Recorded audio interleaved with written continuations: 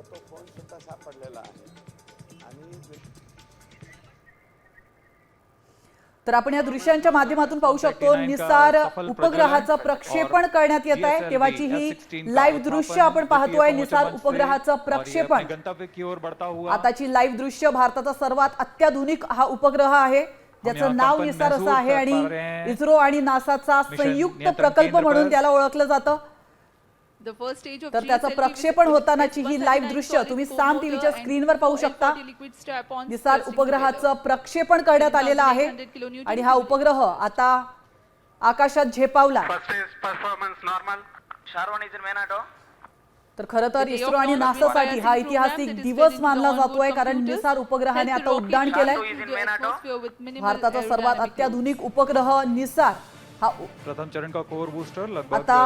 आकाशात झेपावला इस्रो आणि नासाचा संयुक्त प्रकल्प निसार आपण या दृश्यांच्या माध्यमातून पाहू शकतो अतिशय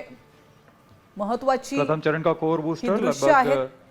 वर्तमान में सभी इस्रो आणि नासासाठी अतिशय महत्वाचा आणि ऐतिहासिक दिवस आजचा म्हणावा लागेल कारण निसार उपग्रहाने उड्डाण केलेलं आहे